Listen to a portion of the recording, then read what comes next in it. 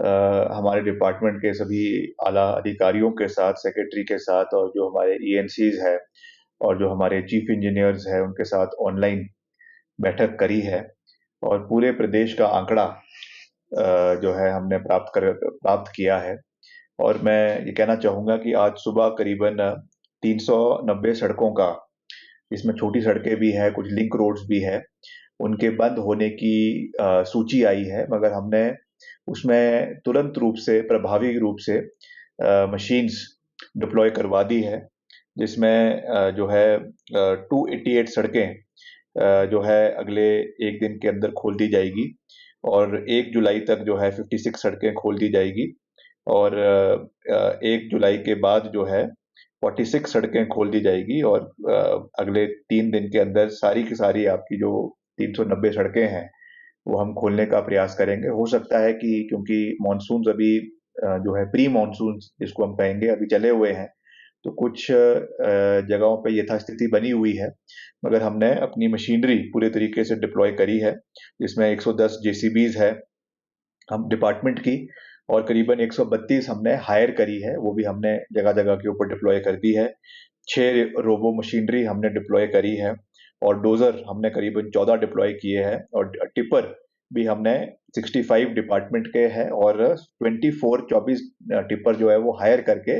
इनको हमने जगह जगह के ऊपर डिप्लॉय कर दिया है। और खास रूप से मैंने आज सुबह ही इंस्ट्रक्शंस दिए हैं कि बेली ब्रिजेस अभी हमारे पास जो है स्टॉक में पड़े हुए हैं। पिछली बार हमने पिछले साल 20 करोड़ के हमने बेली ब्रिजेस मंगाए थे, इसी को मद्देनजर रखते हुए तो मैंने खास रूप से जो हमारा मैकेनिकल डिवीजन कुल्लू में है वहां पर ज्यादा से ज्यादा करीबन 3 से 4 बेली ब्रिजेस स्टोर करने का उनको निर्देश दिए हैं और वैसे ही शिमला में भी कुछ बेली ब्रिजेस और कुछ धर्मशाला में रहेंगे। तो जहां पर भी खुदा ना खास्ता अगर कोई ब्रिज बह गया तो वहां पे इमीडिएटली बेली ब्रिज लगाने का कार्य जो है वो डिपार्टमेंट द्वारा शुरू करवाया जाएगा। तो उस दृष्टि से हम पूरी तरीके से तैयार है। अभी तक कोई जान माल की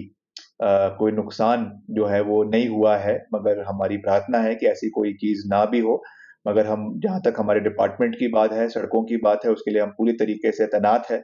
और मैं खुद भी कुछ दिन में जो भी हमारे प्रभावित क्षेत्र है वहां का मैं खुद दौरा करूंगा। पिछली बार भी मैं व्यक्तिगत रूप से हर मौके पर गया था। अभी भी अगर ऐसी कोई स्थिति कहीं बनती है तो हम मौके पर वहां पे पहुंचेंगे और पूरा रिलीफ क्षेत्र के लोगों को दिया जाएगा। ये एक यथास्थिति बन चुकी है कि अब क्लाइमेट चेंज की वजह से और ग्लोबल वार्मिंग की वजह से इरेटिक रेनफॉल्स और कॉन्सेंट्रेटेड रेनफॉल्स जगह जगह के ऊपर हो रही है, क्लाउड बर्स्ट हो रहे हैं। ये केवल हिमाचल की बात नहीं है, जितने भी पहाड़ी क्षेत्र है, आपका उत्तराखंड में भी अभी एक बहुत बड़ा केदारनाथ में इस तरीके की घटना हुई है। तो ये एक फिनोमिनल पूरे